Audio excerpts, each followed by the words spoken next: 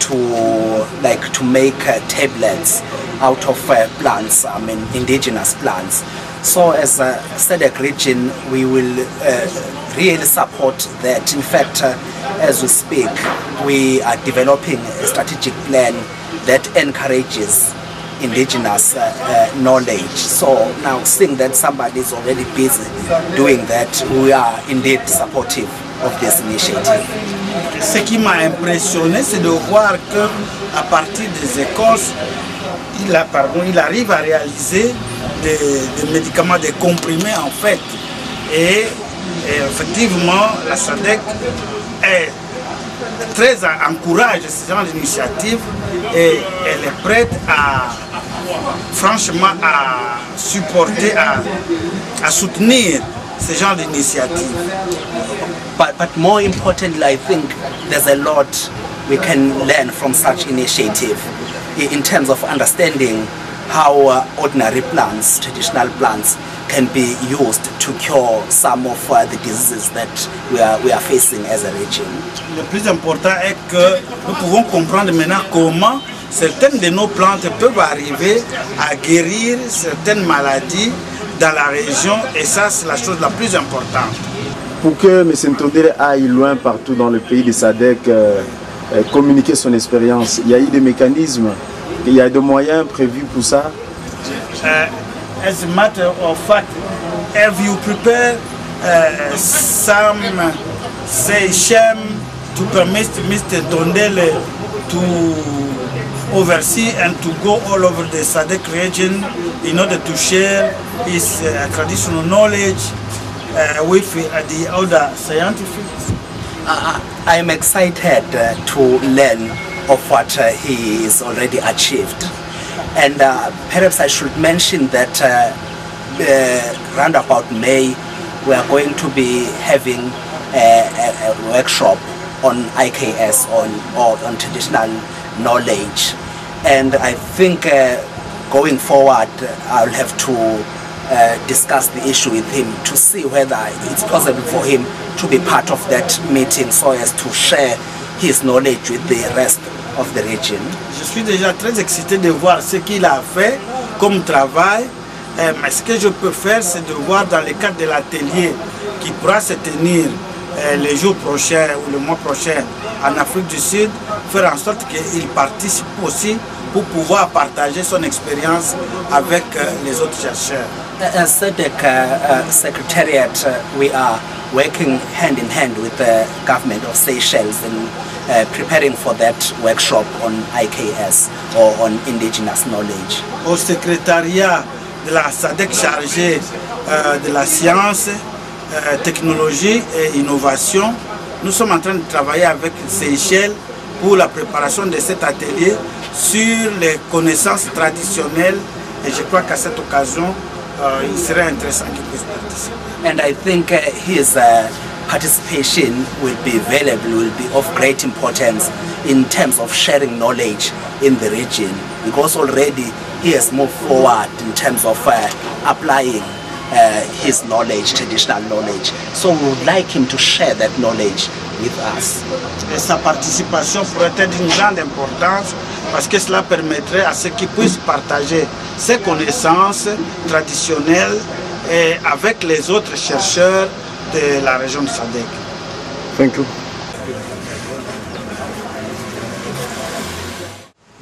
Oui, pharmacien, c'est la grande communauté de SADC qui est venue vous honorer aujourd'hui. Quelles sont vos impressions? Bon, mes impressions ne peuvent être que de juste joie, d'allégresse et d'encouragement. Vous avez pu voir que dans la délégation de la SADC, il y a eu beaucoup de professeurs d'université qui sont nos formateurs. Je pense que le fait d'avoir apprécié le travail qui se fait dans ces centres, ceci permet d'abord à nous-mêmes d'aller de l'avant dans l'accomplissement de cette mission et aussi de permettre aux jeunes de suivre l'exemple. Cet exemple qui doit faire de ce pays un pays suffisamment fort, un pays suffisamment équipé en tout. Donc vraiment c'est c'est une fierté légitime que d'avoir reçu cette délégation de la SADC. Voilà, docteur, nous voulons savoir vos impressions après avoir visité cette unité de production des pharmaciens Tondélé. Je suis particulièrement impressionné par ce que j'ai vu, émerveillé par l'expérience, et je pense que ça, ce n'est plus une expérience d'autosuffisance en approvisionnement pharmaceutique, mais c'est plutôt un apport à l'évolution de la thérapeutique mondiale. Et ça, vraiment, il faut que je félicite mon grand frère, que je félicite le pharmacien Tondélé pour tout ce qu'il a fait.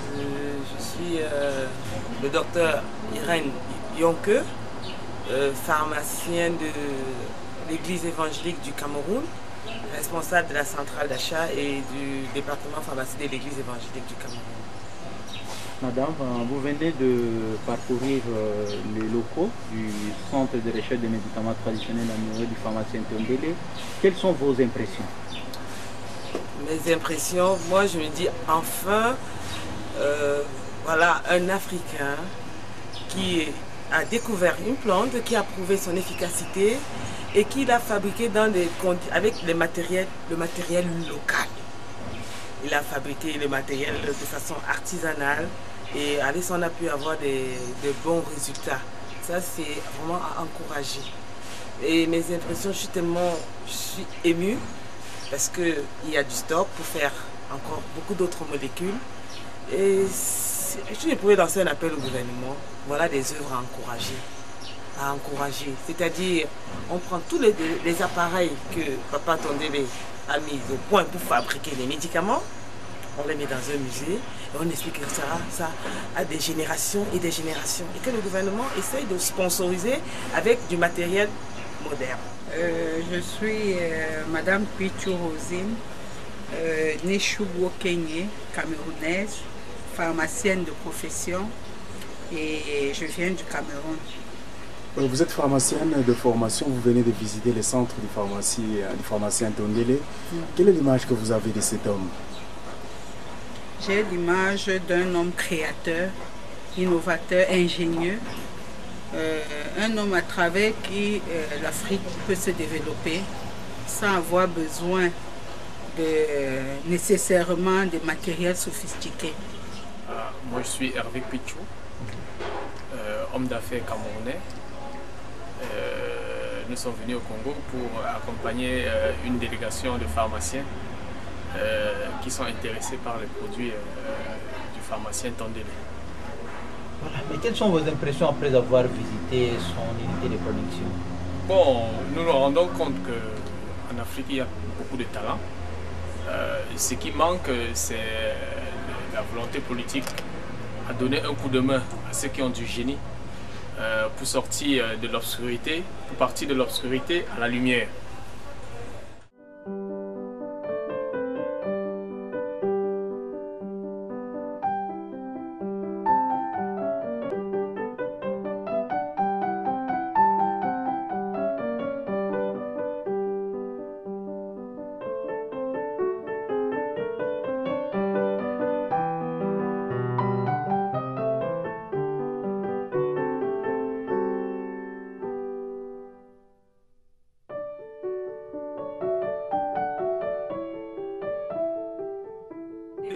Je suis débutante, moi.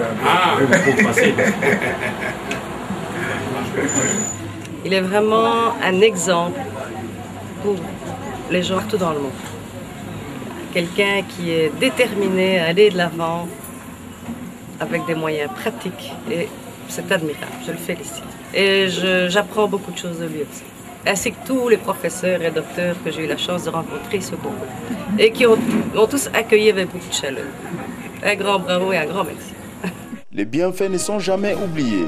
Le pharmacien Tondélé a reçu pas moins de 40 brevets de mérite venant des autorités congolaises, des associations nationales tant qu'internationales.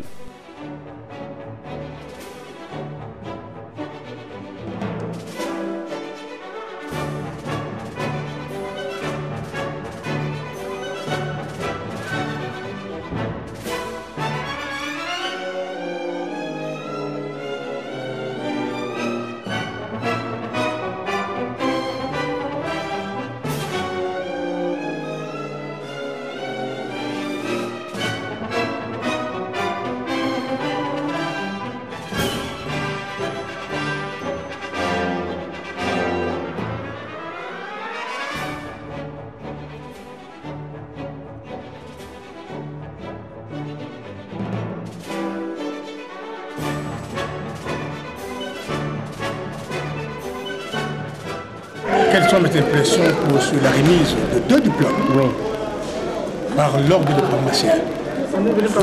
Écoutez, nous formons une corporation de pharmaciens qui sont au service du peuple congolais. Nous avons étudié certains avec l'argent du peuple congolais, n'est-ce pas? Et nous sommes maintenant appelés spécialistes des médicaments.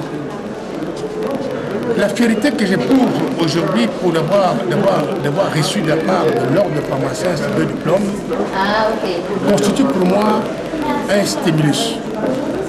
Ces diplômes, c'est, je dirais, un catalyseur qui doit me pousser à aller de l'avant, parce que le travail que j'ai accompli pour le peuple congolais, c'est un travail, n'est-ce pas, qui mérite l'approbation, qui mérite l'estime. Et ceci m'oblige encore une fois de demander à la jeunesse de ne pas se sous-estimer, mais de suivre notre exemple comme idéal pour que demain, nous puissions être, ils puissent être demain, eux, des pharmaciens dignes de nom au service de son peuple, qui est le peuple congolais. Pourquoi pas le peuple africain?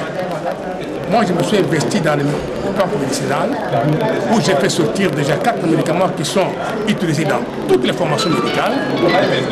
Et je ne peux être que dans la joie, dans l'allégresse, pour le travail accompli par le pharmacien Tondele que je suis pour l'intérêt du peuple congolais. Donc c'est un motif de fierté.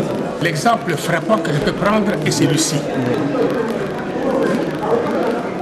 La gérance du secteur pharmaceutique par des gens qui ne sont pas habilités, qui considèrent que le médicament c'est un denrée comme tout autre commerciable. Non, je leur dis ceci, l'exemple que je prendrai le plus simple est de ceci. Imaginez une autorité qui remet à un enfant, à un irresponsable, une mitraillette, une arme sophistiquée, plein de balles à l'intérieur. Et on lui dit, mets-toi au coin de la rue ici, au coin des avenues, et tirez sur tout ce qui passe. Appuyez simplement sur la gâchette pour voir ce qui va se passer. C'est exactement les médicaments qui aujourd'hui est à la portée des gens qui ne sont pas outillés à le gérer. Ce sont des gens qui n'ont aucune formation médicale, aucune formation pharmaceutique. Ils ne peuvent pas se rendre compte que les intempéries, l'humidité, la chaleur, les conditions peuvent modifier la formule. Donc ils ne savent rien du tout. Ces médicaments-là, ce sont plus les médicaments. Prenez l'exemple de l'aspirine. L'aspirine, nous pharmaciens, nous savons que c'est l'acide acétylsalicylique. Quand tu vois sa formule structurale, il y a un morceau de molécule qui est rattaché à la molécule principale. Alors il suffit simplement que l'humidité, les rayons solaires soient à côté de cette aspirine-là qui est mal conservée, il y aura cassure. N'est-ce pas? L'acide acétylsalicylique devient l'acide salicylique tout court et qui constitue un danger pour l'estomac du malade.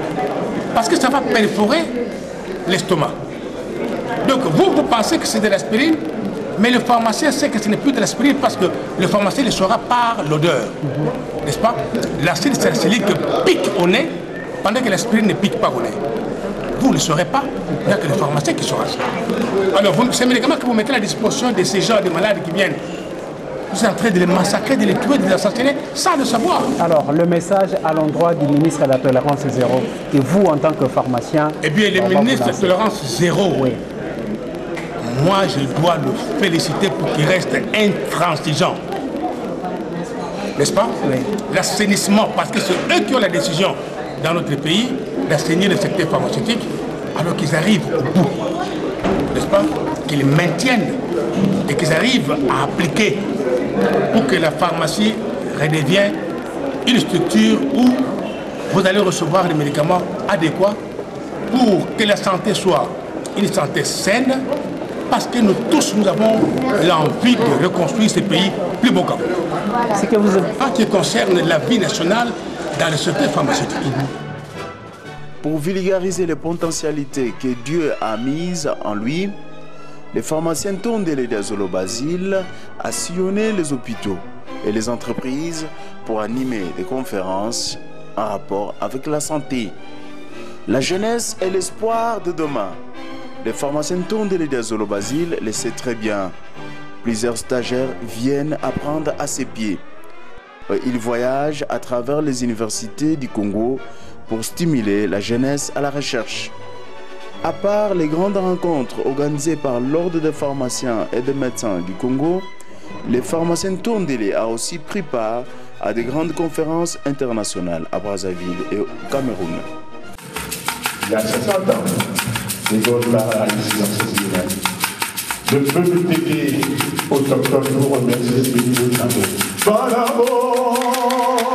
Nous invitons le pharmacien Tondele qui va nous faire une communication sur l'industrie pharmaceutique en Afrique, cas de la RDC.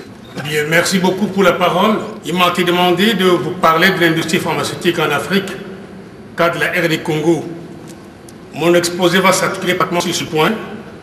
L'introduction, l'objectif, la méthodologie, les résultats, les difficultés rencontrées et la conclusion. Si par définition l'industrie est l'ensemble des activités humaines tournées vers la production en série de biens, cette notion globalisante ne cesse de connaître le progrès, l'expansion, la diversité et le développement depuis le temps préhistorique, l'Antiquité, le Moyen-Âge, la Renaissance jusqu'à nos jours. L'industrie pharmaceutique en Afrique, en général, et en RD Congo en particulier, n'échappe pas à cette règle. En effet, l'industrie pharmaceutique en RD Congo, jadis l'apanage du secteur public, connaît pour le moment une forte libéralisation due à l'impératif économique, caractérisé par la rentabilité et le marché attrayant. Sur l'invitation officielle des investigateurs indiens, le pharmacien-chercheur ethnopharmacologue Ntondele Diazolo Basile a effectué une visite d'observation en Inde. Durant une semaine, le pharmacien Ntondele a sillonné sans repos une dizaine d'usines pharmaceutiques de l'Inde, pays d'Asie méridionale. La plupart des usines qu'il a visitées sont à 360 km de Bombay, la ville la plus peuplée de l'Inde.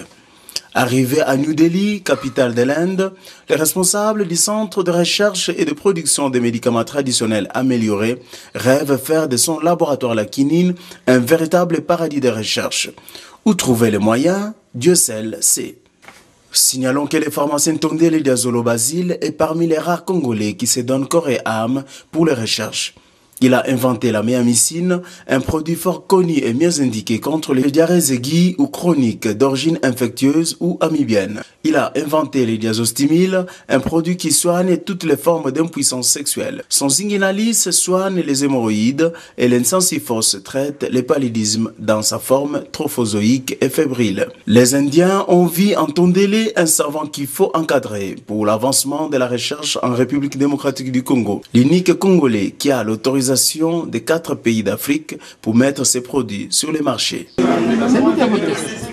Soucieux de la santé de la population, le pharmacien Tondele s'est engagé dans une lutte contre les faux médicaments et a fait plusieurs propositions au gouvernement congolais lors du symposium du cinquantenaire organisé par le commissariat général du cinquantenaire pour une bonne évolution du secteur pharmaceutique en RDC.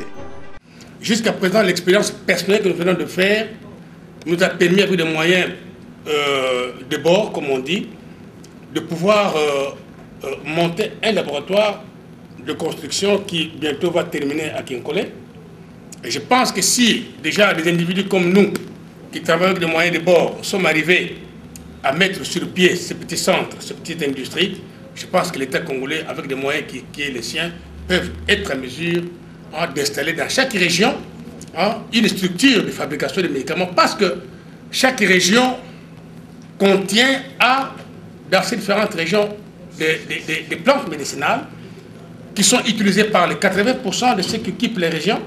Donc il y a moyen d'utiliser, avec le développement de la science, de moyens de mettre sur pied des structures de fabrication de médicaments. Et ça, c'est de l'obligation de l'État congolais. Aussi, l'État ne peut pas. Mais alors, je veux dire qu'ils trouvent des gens qui sont capables de faire ce travail, qui les financent ou qui les subventionnent. Il n'y a pas de rose sans épines. Dans l'exercice de son métier, les pharmaciens Tondele rencontrent tant de difficultés. Je viens de l'Inde où j'ai été chercher à me ravitailler en quelques matériels plus perfectionné pour le laboratoire. Mais j'ai été buté à un grand problème, c'est le problème du dédouanement de mes marchandises.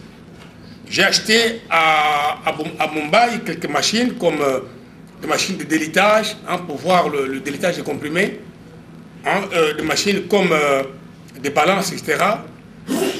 Mais j'ai eu des difficultés énormes à l'aéroport pour le dédouaner parce que l'État ne m'accorde pas ce qu'on appelle l'exonération.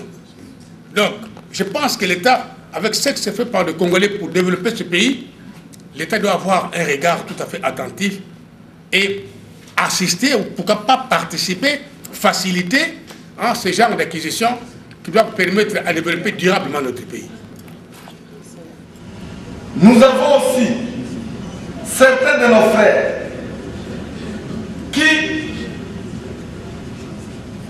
qui ont fait quelque chose avec des moyens vraiment rudimentaires. Mais je n'ai pas entendu, n'est-ce pas, un seul petit hommage pour encourager. Quand les uns et les autres parlaient, je voyais papa, que j'appelle toujours papa diazostimule, n'est-ce pas? Comme si il voulait dire, mais comment? On ne sait pas que moi j'ai fait ça. Papa Batam, n'est-ce pas? Et il n'y a pas eu un effort pour encourager l'État, ni de la part de la corporation, et il y a des produits, n'est-ce pas, assez efficaces, comme le manadiar de Papa Batam,